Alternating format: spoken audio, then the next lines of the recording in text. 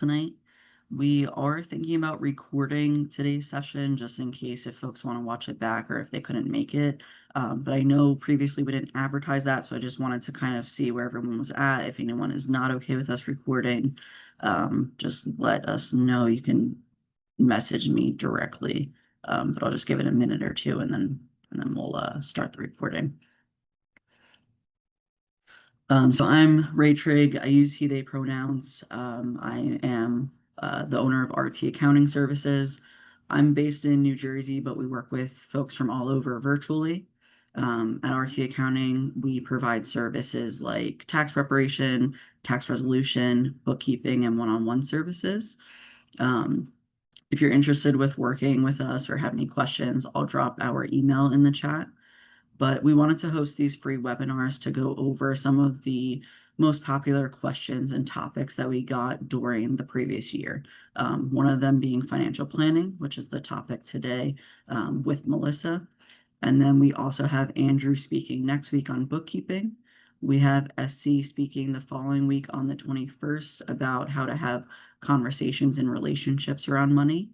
And then we have Jonathan speaking in our last week on the 28th about estate planning. So I'll pass things over to Melissa from EV Financial, and we can go ahead and get the recording going since I didn't get any feedback on that. Thanks so much, Ray. So excited to be here. I'll give you a hopefully short and hopefully sweeter version of my rundown and kind of who will be chatting with you for the next 45 minutes or so. So you've actually got two of us on the line tonight. I am Melissa Rechtenwald. For ease, it sounds like Wrecking Ball, but doesn't look like that. So whatever's simple for you, just Melissa is also fine. She, her pronouns. I am the founder and lead advisor of EV Financial. We're a full service financial planning and wealth management firm. That's a lot of words to say that we help people figure out what's going on with their money, good, bad, ugly, from a financial planning and investment management side.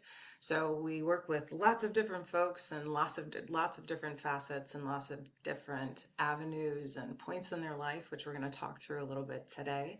But before I dive in, I also want to introduce our staff advisor. She's another financial advisor with our firm, Brianna D'Esposito. She's also on the line with us. She is our West Coast edition. She's based in LA, but happy to have you here tonight, Brianna. Also, she's going to be fielding some questions for us, but happy to have you here. Yeah, thank you. Nice to be here. Thanks for having us, Ray. So I am going to get my screen share up and running. So it looks like we're off here, but that's okay.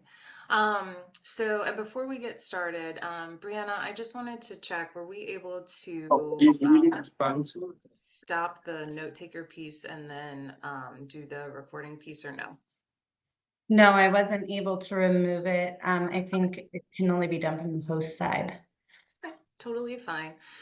So I think we should be good to go there. If anything changes, Ray, just let us know. But we'll dive in to some of the information for tonight so we keep everyone on task and on time. That is one thing that I can promise for this evening is that we will be done promptly at 8 p.m., if not a little bit earlier. So I will encourage you as we get started, as we go through this, what I typically say when I'm presenting is that it is going to feel a little bit like a fire hydrant. Hopefully not physically, but maybe mentally and sometimes a little bit emotionally. And so I will encourage you to take what resonates with you, leave the rest. We're going to go through lots of information and hopefully something will be relevant for you and you'll be able to take something and implement that in your own financial life moving forward. We will have time for questions. We're going to ask those throughout. Please feel free just to keep things moving. If you don't mind just adding those to the chat so we can go through the presentation, we should have plenty of time to go through any questions that come up. But Brianna, I'll also ping you kind of as we go through the sections to make sure that we're in good shape there. So if anything comes up, it's urgent, just let me know. But let us dive in for this evening. What we're going to be talking about for tonight is truly truly what this looks like from our financial lifestyle, right? So we are not looking at this from just financial planning. I think when a lot of people think financial planning, they think one of two things. Either I need a budget, or oops, I don't have a budget, or we're talking about investing. Both of those things could be true. None of those things could be true. Financial planning truly encompasses so many different aspects of your life and how we feed and source our lifestyle. That's truly what financial planning is meant to be.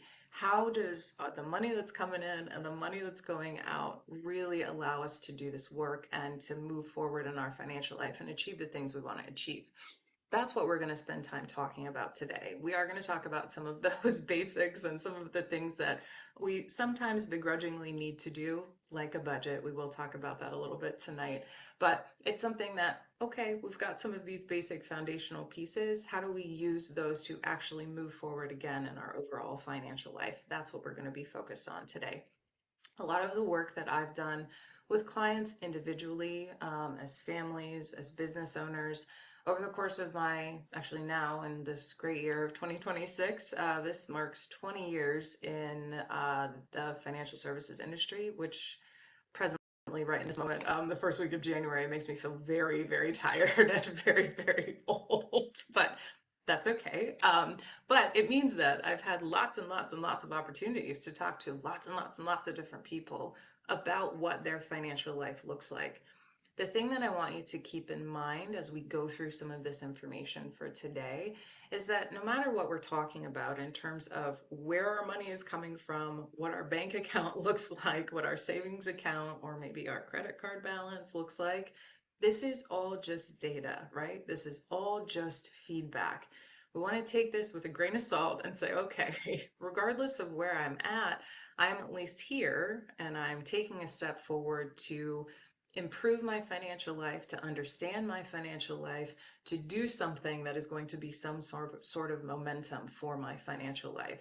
So I want you to just take a moment, maybe take a breath, or a couple if you need to do that, and just sit with that for a second as we dive into some of these tenets of financial planning.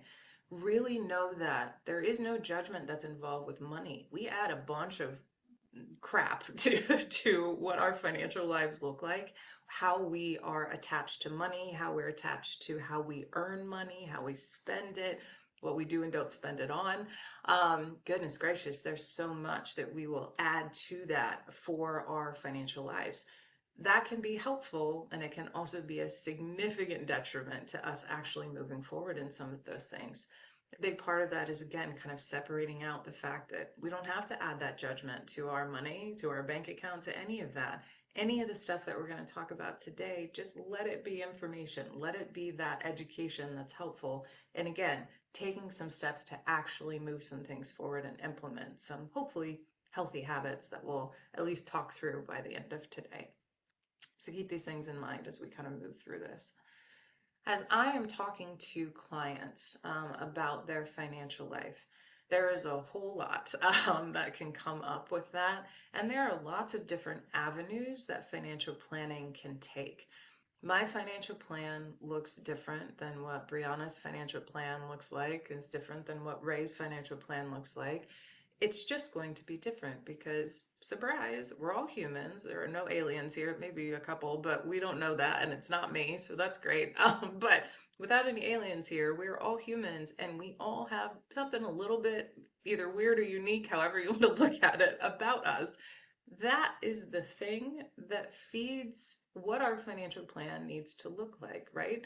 So the things that move me, the things that make me get up, for sometimes work and earning an income and bringing in money, sometimes for not working. So the things that I want to do recreationally and socially and all of those things, the things that make me get up in the morning, they require money in some instances. So these are some things that are going to drive what my financial plan looks like. Those passions directly feed into what money and what fiscal resources we need to make that move, right? So we know that, all right, we're all human, we're all individuals, and we're all going to have separate financial plans because all of the things that we envision for our life are different. However, there are some steps that we can take in our financial planning and our financial life to fit that vision into a bit of a process. This is the process that we take at EV Financial to walk through what our financial plan looks like. When clients come into us, which a lot of the time folks will come into us and say, oh, I've never worked with a financial planner. I don't actually know what it means to have a financial planner or a financial advisor.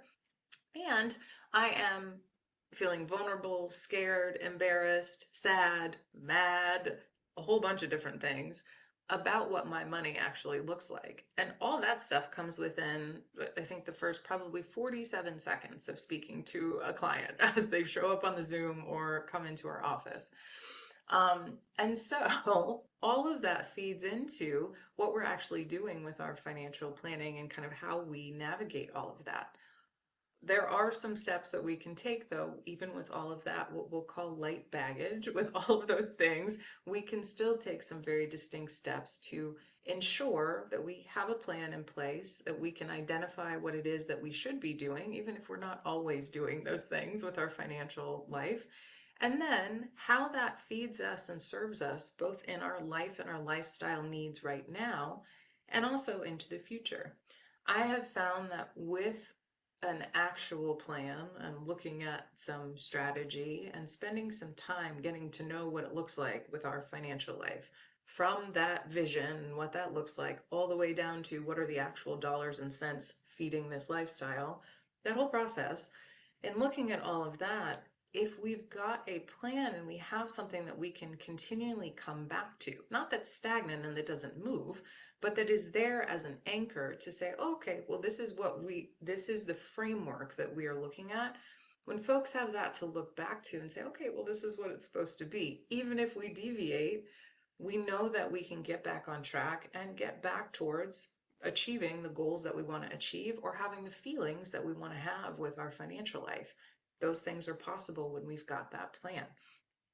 They're not always guaranteed, but they're certainly more possible when we have some of those things in place. So all of that is to say we're all unique, and here are the steps that we can take to help start to create a financial plan. This is a process that we walk through most of our clients when they come through our door. The first thing is knowing what in the world is going on with your financial life right in this moment.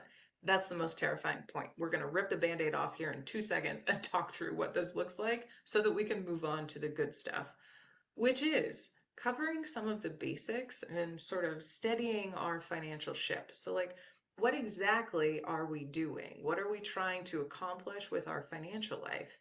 We can't really act on anything and figure out what that plan is unless we know what those numbers are first. And then we have to identify, well, what are the paths that we're actually trying to take, right? We have to do some basic financial stuff, which we'll talk about somewhat briefly, but it's foundational and it is really helpful. And then from there, we need to start looking at, right, what are these tributaries that we can take in our life? What is our lifestyle? And what is the cost of that lifestyle? So that we can start identifying the buckets that we need to fill up for our financial life. And then we say, all right, based on those numbers, this is how many dollars start going in each one of those buckets. Don't worry, that's not the whole financial planning picture. And there are a few more steps kind of in between that. But these are the big picture moments that we have in financial planning with most of our clients. So we're going to walk you through some of these and rounding all of that out with what happens as, again, humans, not aliens, is that we have to take a look at where we're at now. And then, oh, I don't know, a year from now, 6 months from now, whatever that looks like, we have to adjust because life is going to life, right? I think over the course of at least the last, oh, I don't know, 12 months or so, goodness gracious, there's been a lot going on. And it feels like every moment of every day, there's just new stuff that's happening. A lot of that will have an impact on our financial life, whether that's because we are reacting to something, we are soothing something with spending or not spending, we are trying to improve our circumstances, and so we're saving or investing, whatever it looks like. These things externally impact what our financial life looks like and the things that we need to do for our financial plan. And so we have to make sure that we're adjusting and evolving with that over time as well. So we're going to round all of that out with that. But First things first, let's talk about the worst part of financial planning. Let's start with the really boring stuff, which is the actual number crunching. It's funny to me because in 20 years now of doing this work, a lot of folks will say to me, "Oh gosh, you must be really good with numbers." I think Brianna specifically can attest to the fact that I am good with numbers and I know what I'm doing on the financial planning front. And I'm not particularly pleased with numbers. I'm not excited necessarily about numbers. What I'm trying to say to you is that as I've been doing this work, not only for clients, but also for myself, I also don't want to do this exercise that I'm about to tell you to do. So just stick with me because this, again, is the least sexy part of financial planning and this whole process. It's terrible. It takes time. It forces us to self-reflect, if nothing else. And so it can be a very challenging thing to go through. But it is the first step in making sure that we know this is where we stand. We have to know that state of the union before we can start moving forward in anything else. So, step one is knowing what your numbers are. That very simply means, just in words, very simply means we know what's coming in versus what's going out. Some people will say to me, "Good grief, you're telling me that's the first step in financial planning." Yes, I told you it was not sexy. It's not exciting at all, in fact, but it is the most foundational thing. If we don't know what's coming in, first and foremost, we most likely need something that's coming in. If it's coming in from some passive source and we're not earning that or we're not working for that, okay, well, kudos to you, I guess. That's great. That's a different that's still money coming in to help feed our lifestyle. Yes, yes. If we're earning through a W-2 or we have a business, or have a contract position or something else where money is coming in, we need to understand what that top line number is. That is, what are the dollars that are flowing internal to us to our bank account? Step number one. Most people do not have an issue figuring out what that amount is. I am going to, for just a moment, set aside potentially those who are in business and have potentially a variable income. This is a bit of a different situation where calculating out what your income looks like and knowing exactly what that is down to the penny is different than someone who has a W-2 job where they're getting paid once a month or twice a month and they know down to the penny exactly how much their paycheck is going to be. So there is a difference there. One is a little bit easier than the other, but if you do have variable income, one of the things that I'll suggest is that you take a look at the last 6 months, ideally the last 12 months if you have the data, to average out what that looks like month to month. That's a great way to at least get a gauge of where are we starting with what's coming in. If you've got a paycheck and a W-2 job or pretty steady 1099 or contract income, look at the last couple of months, average that out, and use that as the number. That is important. Most people can figure that out relatively quickly. The problem and the struggle comes in with what's going out for most folks. Okay, we live in just consumerism and capitalism. Here we are. Goodness gracious. For better or much, much worse, we're here, right? This is the system that we, at least in some instances, participate in because we exist here, again, as humans, not aliens. And so here we are. We have to understand what's going out. In this category, it can be much more challenging. One, because again, we don't want to face maybe that potential self-reflection that is like, oh girl, you spent way too much money. Like that's a real thing that could take place. In other cases, it's not actually fully understanding where those dollars are going. I know we've all got things that we're like, wait, I'm still paying for this random Apple something or other subscription from who knows what for however much. We've all got some of those things. We also sometimes have a couple gym memberships. Sometimes we also have a couple of debt payments that maybe are not managed well or are just kind of out there. We all have some things. It can make it very difficult to organize all the money that is going out, but it is one of the most crucial pieces of your overall financial plan and just doing an assessment of your state of the union. Where are we at? Because without that amount, that total of what's going out on a monthly basis, it's really difficult to then determine how we start filling up some of our buckets for some of the goals that we have down the road. Okay. So when I'm talking about the what's going out part, I'll give you two simple things to consider there. One, most of our clients will break these out into two categories. One are required expenses, the other are desired expenses. Required expenses are not very complicated, but sometimes can be for folks. I've had some argument. I haven't had arguments. Clients have argued with me on this point.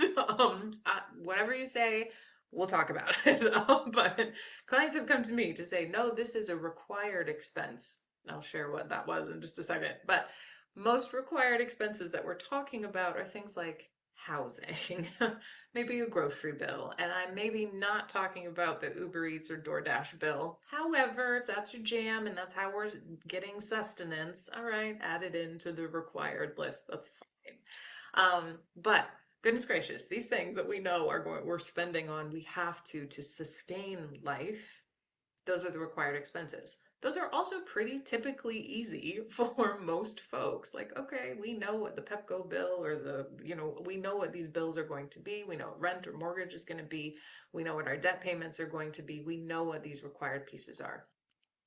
Where it gets tricky are the desired expenses, and the very specific client who harumphed at me, she wasn't really arguing with me, but had a bit of a moment with me when I was asking some attendees in a workshop what some examples of some desired expenses would be.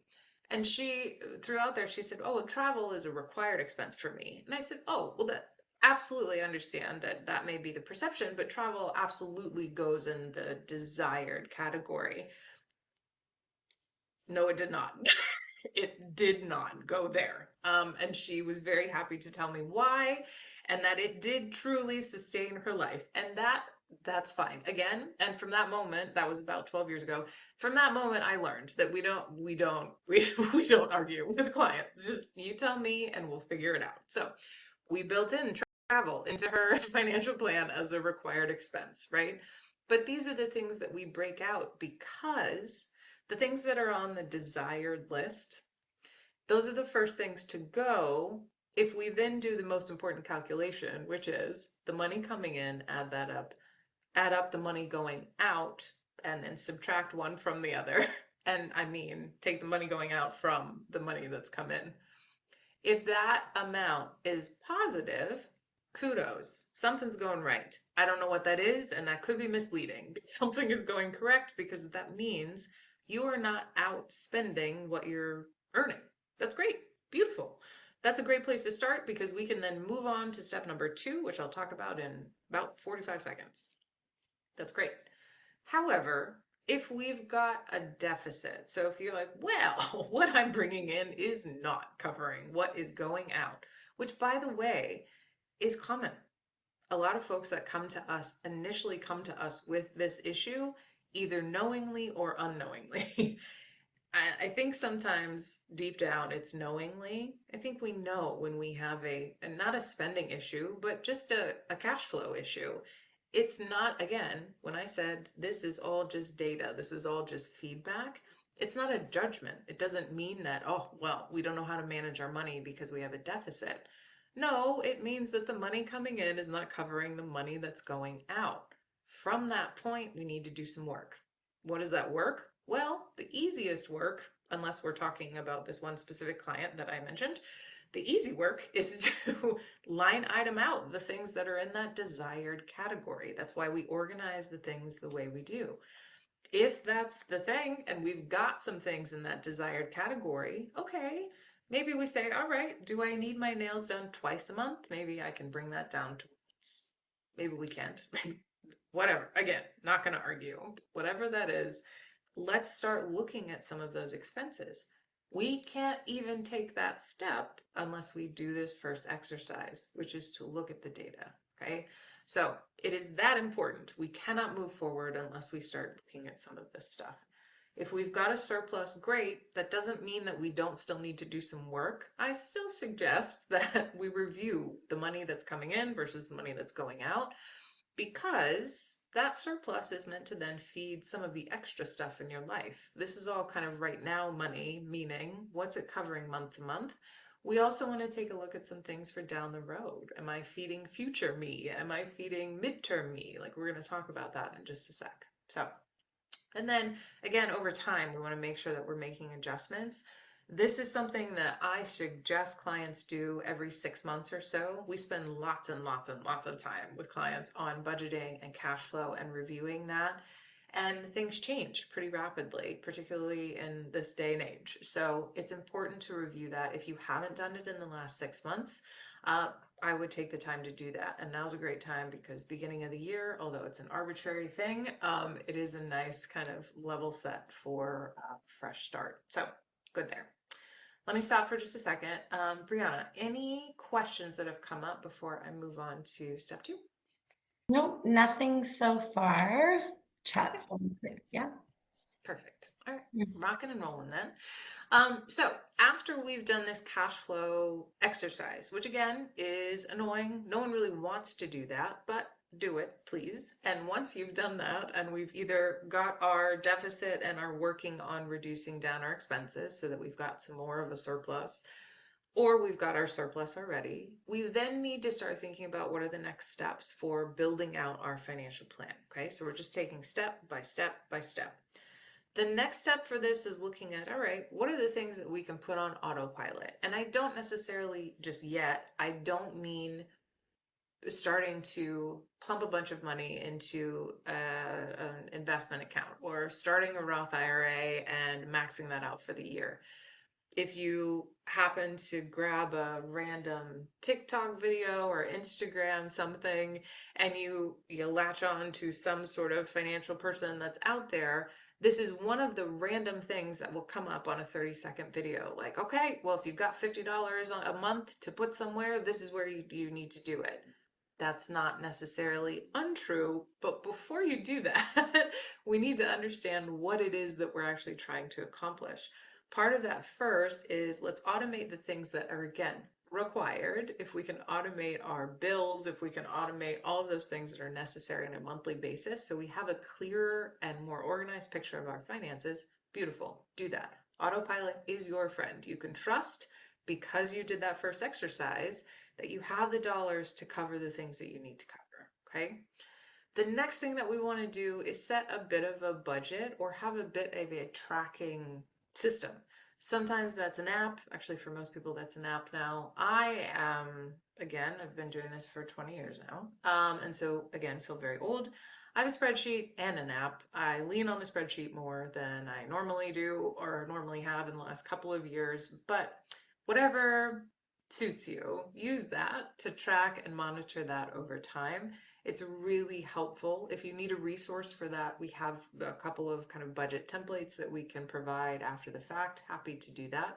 But what we want to do is make sure that, okay, we did that assessment of where we're at, we automated some things, but let's make sure it's actually in line. Am I spending too much on eating out or entertainment each month? Am I spending a lot on debt? What are some of the things that we want to make sure that we're managing and that fit well within some parameters? And again, I won't go through that for tonight, but if you do have questions specifically about the budget and what some of those parameters or ranges should be, let us know. We're happy to provide those resources. Well, Yeah. yeah, Melissa, actually, someone did ask if there was a recommendation for a good budget app. If you wanted to share the one you use, I know, Yeah, absolutely. So I use two, and Brianna, you're also welcome to share, because I know that you do a lot of the cash flow and kind of budgeting work with a lot of our folks. I use our, candidly, I use our financial planning software, which is called Right Capital. A lot of financial planners will use that, but that has a really nice budgeting tool. I know a lot of clients use Quicken for their personal budgeting. I was an avid supporter of Mint before Mint disappeared into the universe. It didn't really disappear, it just sort of fizzled out, which was very sad. But I used Mint for a really long time, which is why I now use a spreadsheet because I'm more just petty than anything else. So, but for me, those are some of the things that I use. Brianna, I don't know if you've got some other options that other folks are using client-wise. Yeah, I mean, some of the ones that I know are out there have fees, but I think there's some free options on Monarch Money, Yeah. Pocket Guard. Yep. I think those still offer free. There's one I don't know it personally. It's also listed free as Honeydew.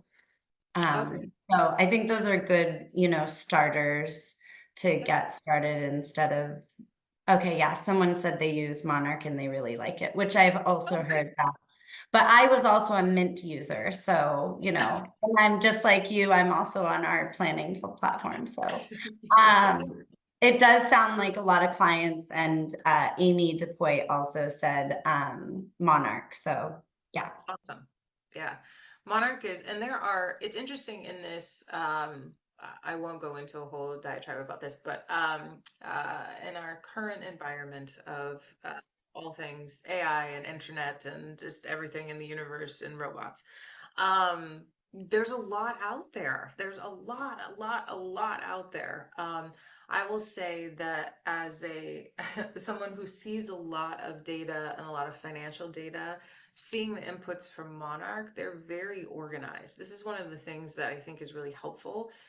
Some clients don't appreciate that from just kind of like the depth or the reach that the apps have. And so it's really about, I'm not saying that about Monarch, I'm just saying generally, take the time to do a little bit of research because there are lots of options. There are paid options, there are free options, there are lots of different user experiences, lots and lots and lots of different features. So take some time to figure out what works best for you, because the better that it works for you, the better it's going to be for actually being a tool that you use over time. So this is a great question. And yeah, Monarch seems to be top of the list, which is great. So, any other questions before we move on to kind of the step number 3 and some bucket discussion? Oh, you're muted. So another question that came up is, Mhm. do you have any advice on how to deal with unplanned expenses that seem to pop up frequently, like car repairs or Yep. things that have gotten way more expensive since budgeting groceries or vet bills? Yep, absolutely. And this is kind of one of my last points for sort of this step, which is again, why we look at the cash flow piece to figure out what that surplus is and really what we have available to set aside, is that when we talk next about our buckets and kind of what I'll talk about what that means in just a second. But one of the buckets that we want to have set up is for the short term. The short term is really meant for covering those things that come up out of the blue.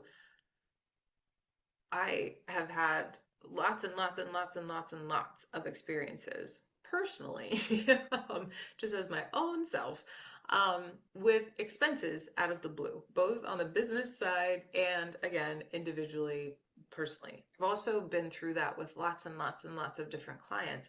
Also, this last year, we're in the DC metro area, but serve clients all over the country. We have about half of our client base, which are federal government folks. And so this last year has been, well, just bonkers for people having income and then not having income for a period of time and then feeling like, well, do I have retirement anymore? And like, what is this? Like, what is all this? And so having the ability to go to cushions and to have a backup, oh, it's been a lifesaver literally for many people. And so what we suggest is, once we again have done that cash flow exercise, is doing two things: making sure that we are siphoning off a little bit of that surplus, and I'll talk about this in just a second, but siphoning off a little bit of that surplus into a short-term or targeted savings specifically for the life crap that comes up. So not the good stuff, like forget talking about manicures and pedicures and how much we're going to spend on clothes and Uber Eats. Forget that. We need $3,000 worth of car. We can't live our life. Like that's a big life thing. When that comes up, the idea and ideal is that we are able to go to our short-term savings for free. And by for free, I mean it's our own money. So like we can take that from ourselves, and then over time we refill that bucket based on the surplus that we have. That is the beautiful thing about financial planning, is that we can lay that out on paper and it looks so nice and it sounds so good.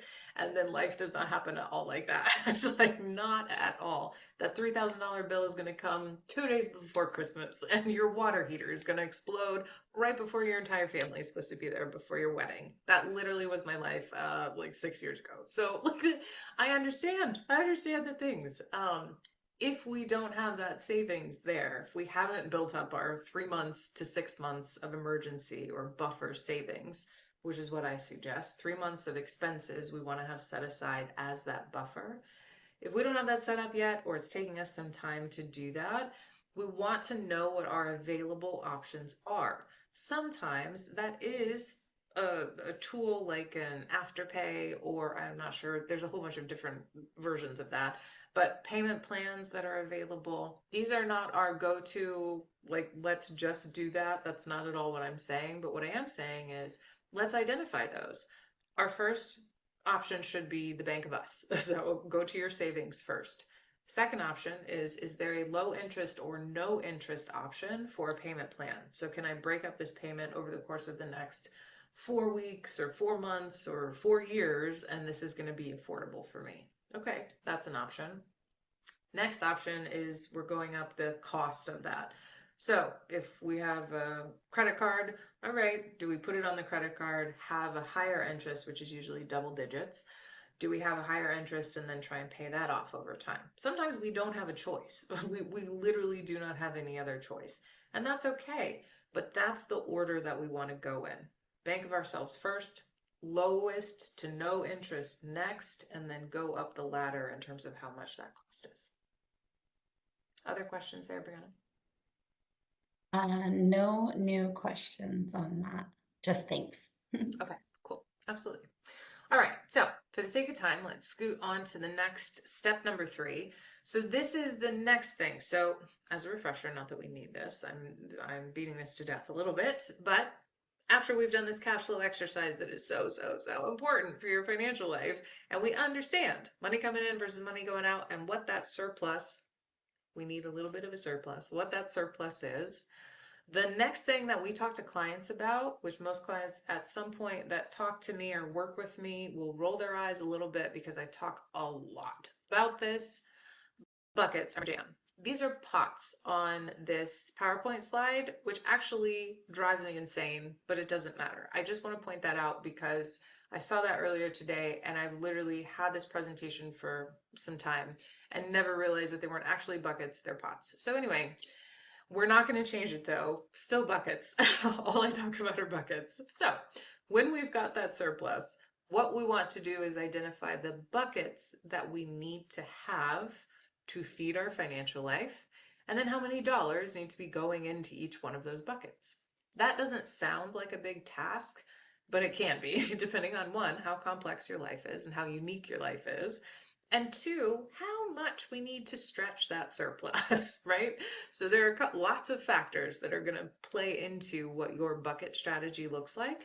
So I'm not going to go into specifics in terms of amounts or percentages. That's a lot of the work that we do as financial planners behind the scenes, is to get folks to say, okay, tell me what's going on with you specifically. Here's the buckets that you need, and here are the dollars that need to go into each one of those specifically for you. We do that work for clients day to day. But generally speaking, most people will need 3 sets of buckets. First, short term. Second, long term. Third, midterm. No, I did not say that in the incorrect order. That is correct. Short term first, long term second, midterm is last. The short term is what we just talked about. That emergency thing comes up. We need $3,000. That seems to be the magic number of the day. We need $3,000 to pull from somewhere to pay for something. Okay? That is our emergency savings. As I mentioned before, that short term needs to be for, think of that bucket as we're filling it up to between 3 months and 6 months of your expenses. How do we know what our expenses are? Well, Melissa, what a great question. We did the cash flow exercise that you suggested moments ago. And so we know exactly what our expenses are. And so we know exactly what we need to be putting into our emergency fund to hit that 3 to 6 months worth of expenses. Beautiful. Look, half the work is done for you. Once that bucket is full, this is where people will get confused and lost. That's okay, I've got you covered. The next step is if we have more of that surplus, okay, we then siphon off, that bucket is full, that short-term bucket is full. We siphon off the rest of the surplus and we start putting that into the long-term bucket. The long-term bucket is what most folks will look at as their retirement. In some cases, that may be a business venture that's for down the road.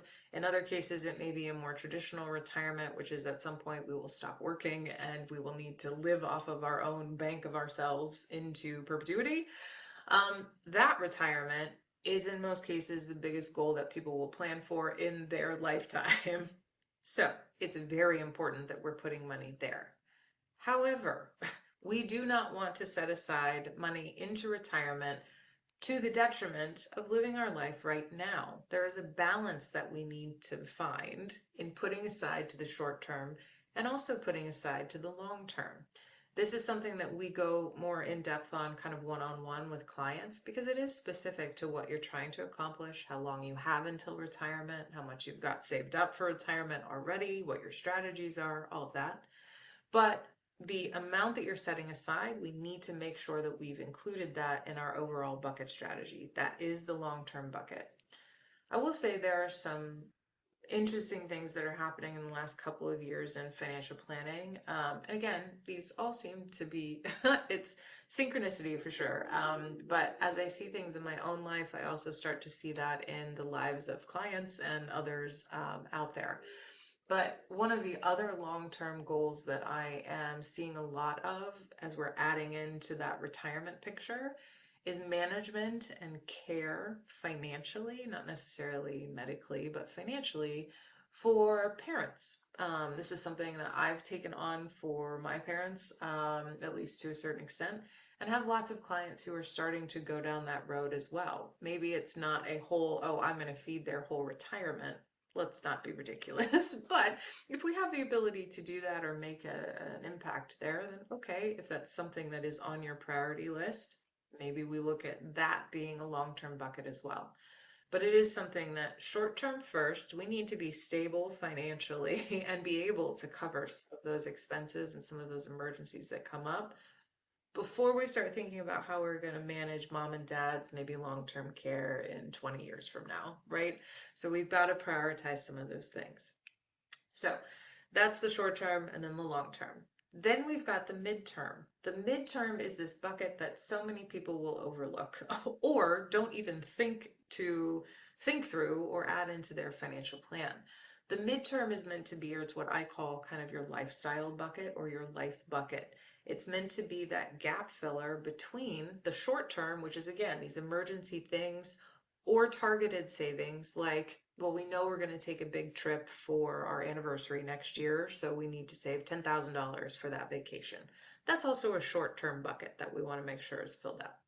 So we got the short term, then we're setting aside for the long term. Well, the long term, we can't technically touch retirement assets until the magic age is 59 and a half. Why it's 59 and a half, I do not know, but it is. 59 and a half is the magic age. If we've got a minute before 59 and a half, well, what are we supposed to do between our emergency fund and retirement? Are we just supposed to not, is it all just going into these buckets? The answer is no, it doesn't have to. We don't have to pump everything into retirement. We don't have to pump everything into savings. We can pump things in between to feed this sort of investment or legacy account or the midterm account, however you want to look at it. These buckets are meant to, again, feed your life.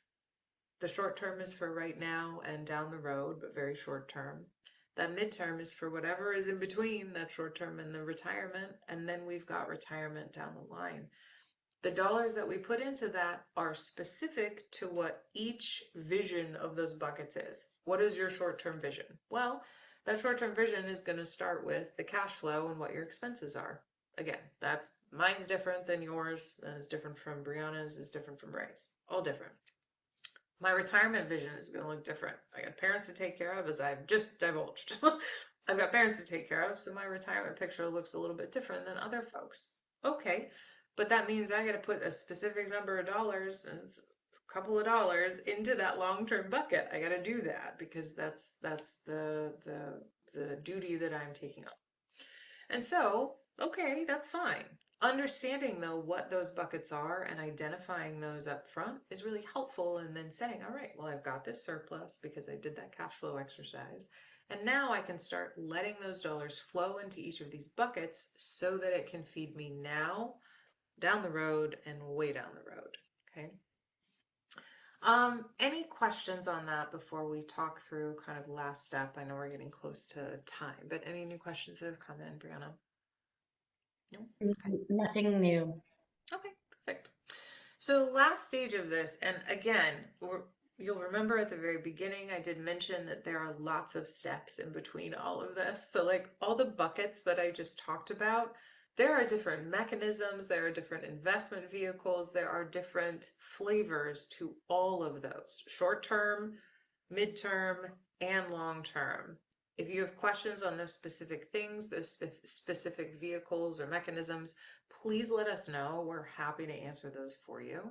But that is something kind of beyond of what we're talking about for today. But once we've got those buckets identified and we're starting to move forward and fill those up, what we want to do is, again, adjust and evolve, not only as humans and not aliens, but also with our financial life and our financial plan. Over time, that is going to change as your income goes up. That's going to change as your life unfolds, as big milestones come through, as there is a relocation, as there is a family addition, as there is a transition. Okay, that's all going to require some dollars and cents combined, usually. And so, for that, we want to make sure that we're reviewing these things at least once a year.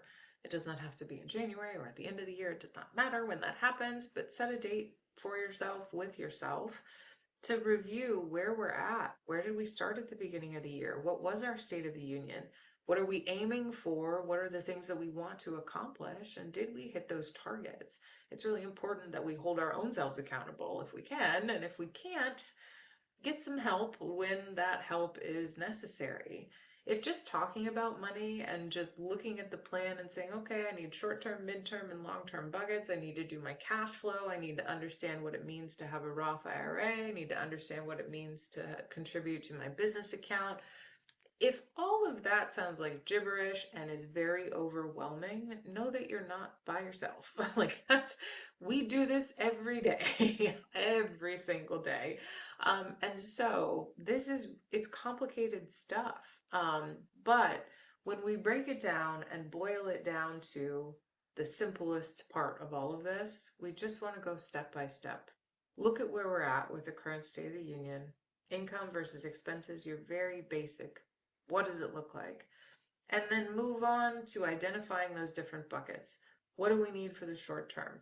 Let that fill up and know what that looks like for your emergencies, for your buffer. Move on to the long term for retirement, and then back we go into the midterm for that gap filler. That's what we want to focus on. The targeted savings at the end is for if we've got additional, if we've filled up all these buckets or we're well on our way to filling those buckets up, what are the things that we can do to improve our life now? What are the things that we're maybe took off of our list? Like maybe we went to a once a month manicure, pedicure, and now we can bump that back up to twice a month. Maybe some of those things can be added back into your life now. This is the other thing that we want to keep in mind. It's not just about future us, it's also about serving and honoring who we are now. So this is the path that it looks like and takes for most folks. Before we kind of open this up to other questions for tonight, one of the things that I want to bring up is one of the biggest issues that I see with clients is what's called lifestyle creep. Lifestyle creep is simply, it sounds weird, but it is simply where income continues to go up. So I know one of the questions mentioned like the cost of living is going up, like there's inflation on everything. Goodness gracious, we had what wasn't exactly hyperinflation, but almost double-digit inflation for a couple of years there after COVID. It feels like what a universe we live in for so many reasons, but certainly for that. But our income, at least in some cases, also goes up. We get a cost of living adjustment. Now is actually a good time for that. In most cases, some private employers will have that increase around this time at the beginning of the year. When that takes place, what I see happen with a lot of clients is that they end up just naturally spending more. And that's fine.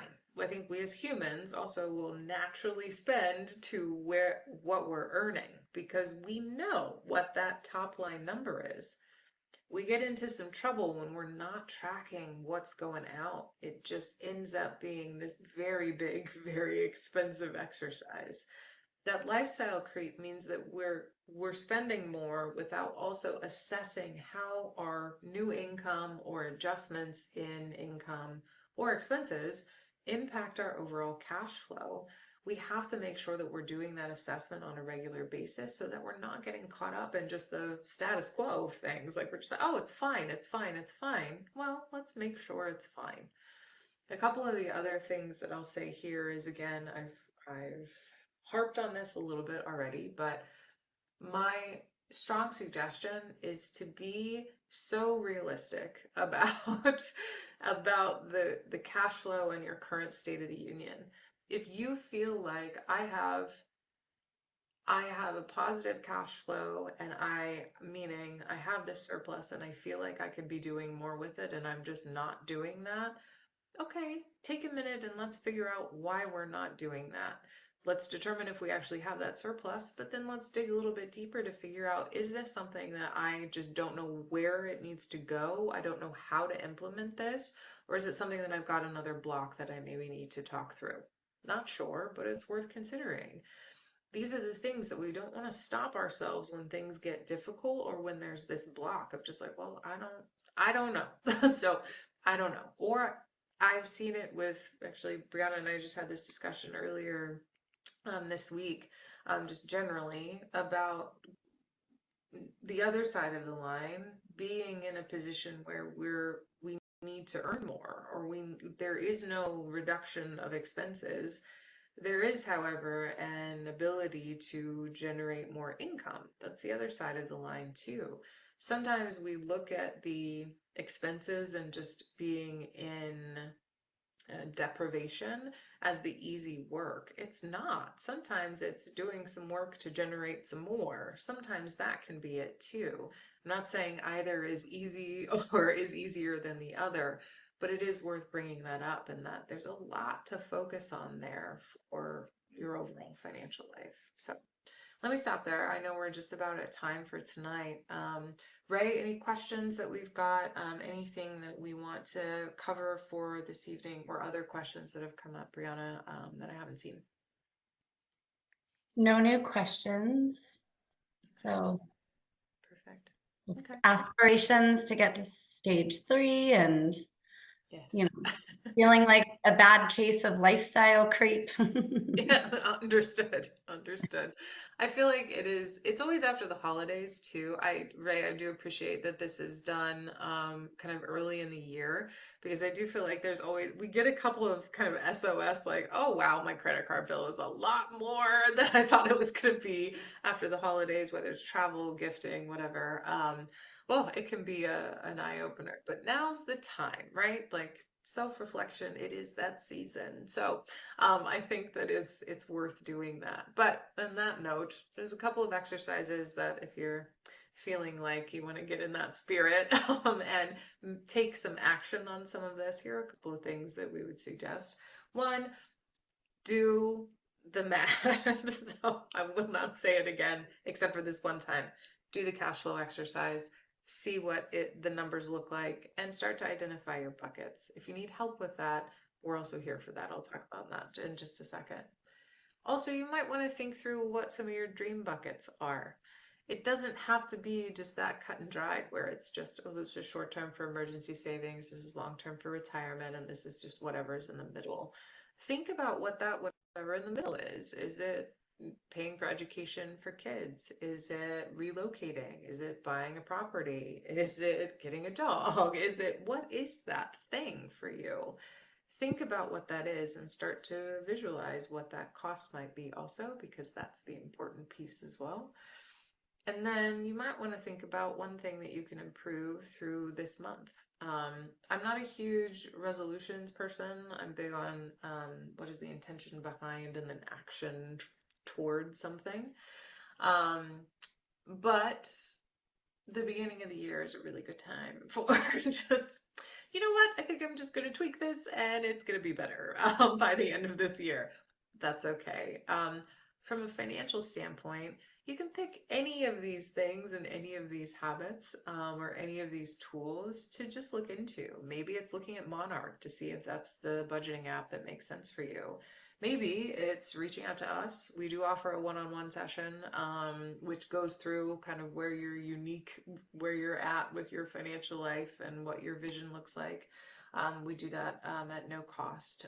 So you can reach out to us and have us walk you through that if you'd like. Maybe it is just setting up automated savings. It could be such a simple thing, but take the next month to try and do something along those lines to improve your overall financial life. Questions that have come up? Anything else? I'll put up our. Oops, No questions. Lots of notes of thanks. Excellent Okay. presentation. Fantastic information. Great session. Good. Well, last thing that I'll say for tonight is one, thank you so much, Ray, for having us. This is such good. Well, I'm not tooting my own horn. Generally speaking, finances, understanding your finances, your financial life, is such an important topic. And so I appreciate you for just bringing folks together to share information and do it in a free and, inclusive way. I think that's beautiful. So I really appreciate that. Yeah. Also, our information's up, so if you need to connect with us, feel free. We are happy to, we always have a free consultation. There's always a free one-on-one that's out there for anyone who needs some guidance or needs some help. So let us know if you need our assistance there. But we're also happy to be a resource if you have any additional questions on the information for tonight. Thank you so much, Melissa. I feel like sometimes this can be like a scary and complex topic. So you breaking it down in like simple terms and kind of that simple flow system is really helpful. Yeah, I appreciate make it it. easier. Absolutely. Happy to do it. Anything else that's come in, Brianna, for tonight? No, just more thank yous. Let's see. We'll take the thank yous. Yeah. Thanks to Ray. Thanks to you. Yeah. Perfect. Well, I know we've got Ray. I don't know if you want to plug the last or the not the last. I'm the first. But the next 3 sessions or share anything from a screen. But I will stop sharing my screen now. So we've got that. Yeah. I'm going to send out an email to everyone in a bit with the recording today in case anyone wants to watch it back or if folks weren't able to make it. And I'll include the link to the following ones, the following webinars that we'll have throughout January. But they all will be Wednesday nights at 7 Eastern. And again, we have Andrew speaking next week on bookkeeping, SC the following week about money and relationships, and then the last week for estate planning. But I'm glad we were able to kick it off tonight with this awesome topic. So thank you. Absolutely. Thanks, Ray. Thanks. Yeah. Thank you so much. Good night.